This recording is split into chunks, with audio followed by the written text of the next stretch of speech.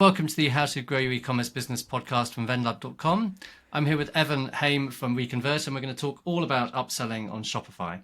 So, Evan, if you could first explain to us start with the basics, what is upselling? Trevor, first of all, thank you so much for having me on the show. Really excited to be here. And let's get started with explaining to the audience what is upselling. So upselling is the action of offering customers a larger item than the one they're currently interested in. So for example, if they're looking at the newest Apple, you can offer the Apple Pro, which is a more expensive version of the same product, assuming they're already interested. However, in today's world, especially in e-commerce, when most people talk about upselling, they're actually talking about cross-selling, which is the action of offering alternative products or complementary products to the same product that are currently looking at. So that's pretty much both upselling and cross-selling and the differences between them. A good example of cross-sell would be if you're getting a burger, would you like fries with it? So that's kind of the classic type of cross-selling. Okay, so I suppose would there be different types of cross-selling? So you're obviously looking at basket size and basket value. Which of those two is the most important, or does it just depend on what kind of? So you can look at a few metrics when talking about upselling and cross-selling. So if it's everything that happens before the purchase, you can always look at your conversion rate. So it's important to do that when thinking about your conversion rate. Make sure you don't hurt your conversion rate, both psychologically and actually through performance when adding different offers. In terms of the average order value or AOV, usually when talking about upselling and cross-selling, that's the one metric you want to monitor and try and increase and split test to make sure you keep optimizing over time. That's definitely what you want to look at when upselling.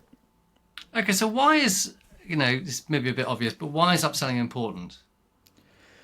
Okay, so it's maybe obvious to you because you're the expert, but the thing is, you as a new merchant or even as an experienced one, you're probably spending a lot of money bringing in new customers, and it's the CPA is just going up with years as advertising costs grows and as competition grows. It's getting harder and harder to get new customers and to convert them.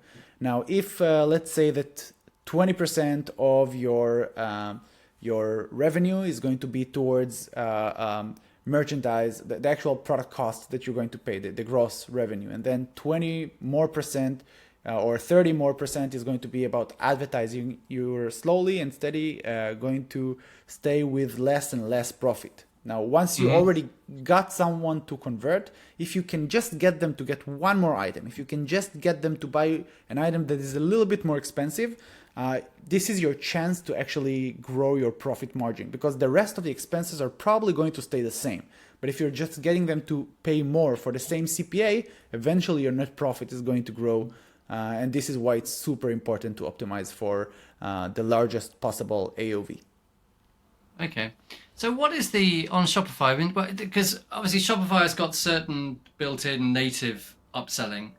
Is that good enough, or do you think that how good is Shopify's native? What should you be doing on Shopify, out of the box to do upselling? Yeah. And I know that you've got a tool which helps with this, so perhaps you might like to tell us a bit about that. Yeah, so no, my journey with Shopify started back in 2014. I started with my partner dropshipping store. What kind of things were you dropshipping? So we started with kind of boxing and MMA equipment, and we used to sell from sellers and manufacturers within the US to the US. So we've done this for a while, and we also used a lot of tools for upselling that Shopify had built in, mostly on the product page and cart page. But we couldn't find any tool that does this wherever we wanted, which was the checkout and the thank you page. And we just thought and felt like this was just a treasure waiting to be found, and a lot of unused or unrealized potential on these pages. Because we didn't find any solution, we just decided to build it ourselves. We launched Reconvert back in 2018. At this point, our store was already scaling. We had a Shopify Plus store, we had warehouses. We really managed to scale things up. Revenue went up, but we already knew what we were doing. We knew we could generate more revenue out of these page, the thank you page, that by default is just like, this is your order, buy, and then customers leave the store. We knew you can get more out of this page. So we just started by adding different upsells and cross-sells offers. We also started collecting information about the customer from the thank you page. For example, what is your birthday? We'll send you a birthday email with a gift. We integrated that with Klaviyo. We conducted the post-purchase surveys to help better segment the customers. So we added a bunch of different widgets to the thank you page, and then eventually we published it to the App Store, and then more and more people used it. Now most people are using it for upselling and cross-selling. However, it's still possible to do more than that on the thank you page.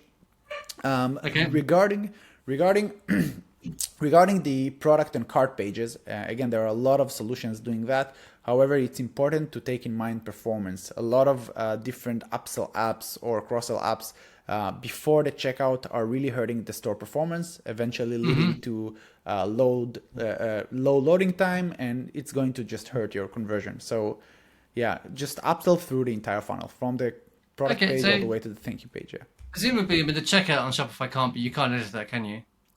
So with the checkout, you can actually, if you are on Shopify Plus. So our product Reconvert do support checkout upsells, but only for Shopify Plus merchants. This is just a limitation by Shopify.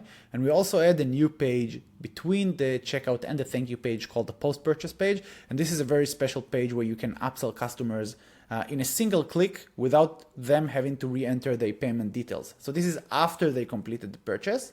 Then they're seeing a new page between the checkout and the thank you page with a special one-time offer. They can either accept or decline. If they accept it, they're being charged instantly. It's being added to their order and they're being redirected to the thank you page. And if they decline it, just move on to the thank you page. So this is, again, the entire funnel when it comes to upselling. So what do you find is the most successful upselling strategy? Or what are the top 5? All right. So top 5 in terms of, so we analyzed more than 40,000 Shopify stores using Reconvert. And the one thing that definitely works the best is the post-purchase page on that between the checkout and the thank you page, usually upselling the same product purchased with an additional discount, something in the lines of get one more for whatever, 15% off with a time-sensitive offer, works best across all niches, almost all niches. It works very, very well. And it's dynamic. So it's personalized per customer because every customer is going to see the same product he already saw, which always adds some sort of a push for that. From the thank you page, what we see works best is a time-sensitive offer store-wide. So whenever someone gets to the thank you page, if you show him a timer that follow them through the store, let's say in the next 20 minutes, take everything you want from the store, but only in the next 20 minutes, only for you, and you're going to get an extra discount. So that's also kind of a best practice when it comes to upselling. And then I would say that the best practice, another best practice would be for stores to upsell products that are not physical. Because you can really decide on the price and your profit margin for these items are 100%. Another very good practice I would suggest that works very well, it's not necessarily about the how, it's about the what. And I would recommend for any merchants, if possible, try and come up with an upsell that is a non-physical product. Anything from an app or educational product, anything that is a file, anything that is a guarantee, anything that you can upsell like this, you're going to keep 100% of the profits as gross margin, as opposed to, physical products where you actually have to pay for shipping and the product itself. Usually it have a very high conversion rate. You can control the pricing and eventually it's going to add a lot to your bottom line. So anything in the lines of guarantee, insurance, anything like that can do a lot in the bottom line. Okay, that's very good.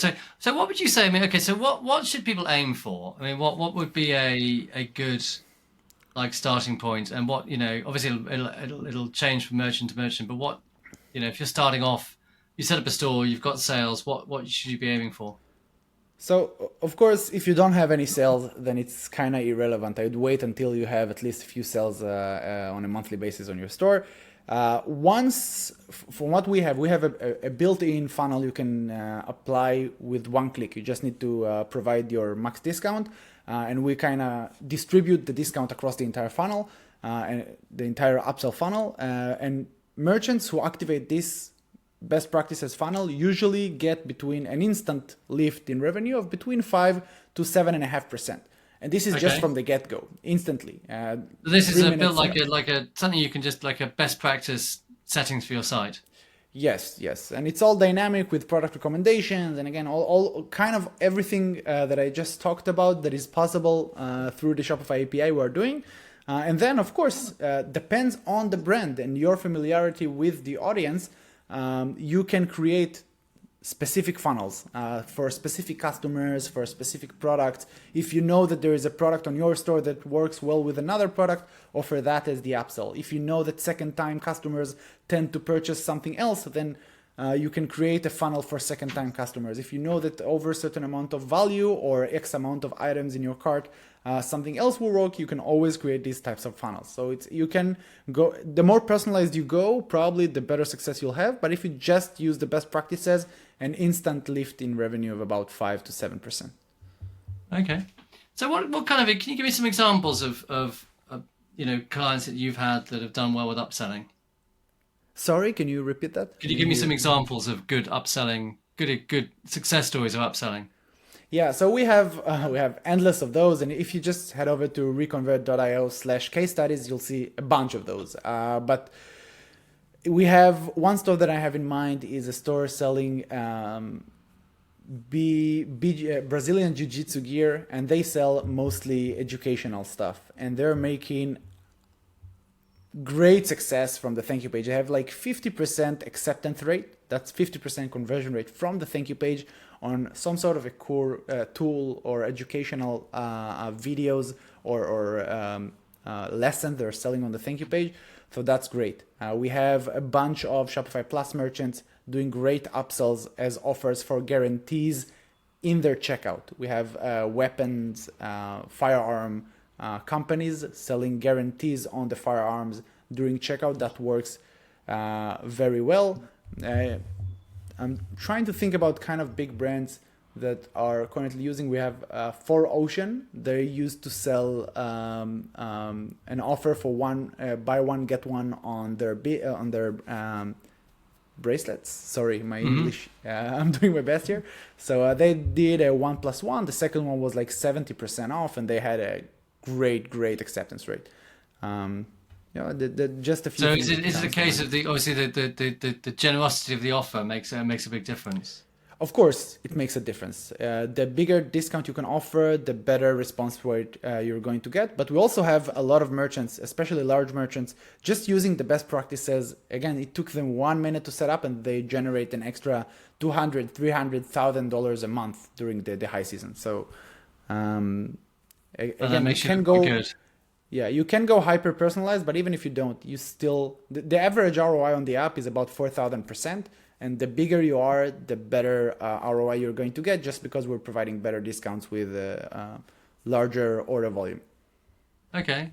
So in terms of, just like if you're just a merchant and you want to, what things should be people doing today? Like if someone had an hour to spare and they didn't have any money for your app, what should they do? So I'd say it doesn't matter if you use our app or don't use our app. Whatever you do, just first of all, don't leave your thank you page and post-purchase experience empty. That's kind of the number one foul. You don't want to do that. If your thank you page is an exit door from your website, that's what it's going to be. If you're not going to interact with your customer on this page, you're already paying so much money to get him there. Now there's just nothing there. So make sure you use this page to whatever you want to get from the customer. Upselling is definitely the one thing that is kind of most common sense for merchants, but you can also, again, interact with them. There are plenty of apps nowadays that are doing that, so just make sure you explore this page and utilize it. And the second thing, that if you're just starting out, make sure that whatever you add to your product page or cart page, any sort of upselling, it's not going to hurt your performance in a way that is too significant. Of course, if you how could you check that out? Because I know that how should people be monitoring for that? So there are tools to check your performance score in terms of loading speed. There's a Google Lighthouse, for example. You can just test your store before you install an upsell app, then check it again after you do. Make sure that the difference is not too high. And you can compare a few apps, you can try a few, and make sure that you're keeping something that actually cares about your performance, because your conversion rate is going to drop significantly for every second that it takes extra to your website to load. Just something to take in mind. And then the last thing maybe is, of course, think mobile first. I think it's 2024. I don't think anybody now thinks that most of shopping happens on desktop. So just make sure that whatever you are adding to your store looks great on desktop and in mobile. Okay, great. Well, let's look. This has been fascinating. It made me think that I need to put more effort into upselling. But tell me, outside when you're not doing e-commerce stuff, how do you spend your time? What's inspired you recently? So me and my wife, we moved about a year ago to Greece, and since then I really appreciate a lot more my free time. So just actually going around in places near Thessaloniki, where I live, in 𝒀𝒏𝒐𝒊𝒏, in nature, seeing everything, and actually working in a way more chill environment. I found that really kind of calmed me down and helped me think straight of what I need to do in business and what I need to do in my personal life. That's pretty much. So you're drinking ouzo, eating Greek salad, drinking ouzo. Yes, without the ouzo, I'm kind of no alcohol phase. Okay, well, I don't know. Eating. Just my thing. But eating, the fun thing about Greece is it's very easy to eat healthy compared to other places. A lot of salads, a lot of fish. It's very simple and nice. I like Greece. Yeah. They know how to live. These guys, yeah, they know. They know how to live beyond their means as well. But yeah. As a country, I think. Yeah, I'd say most countries, you look at people, they live for income so that they can live afterwards. And the Greek, they just kind of combine it as they go. They don't work just to make money. They work to live. And once they get to the point they don't need to work anymore, it's like, okay, I'm done for today. Good enough for me. That's a good. I think we should all be a bit like that. Yeah. Evan, lovely to meet you. And how do we find you online? So you can just head over to reconvert.com, learn more about the app if you want. If you want to look for me personally, just search for Ruth and Eric on YouTube. Me and my sister and my business co-founder, Ruth, we have a YouTube channel about how to actually build a Shopify app and talk about the business side of that. If you find this interesting, that's pretty much it. Great. Okay. Thanks very much. Cheerio. All right. Thank you so much. Let's do that in the session. Great. That was interesting. Let's leave the end of the session.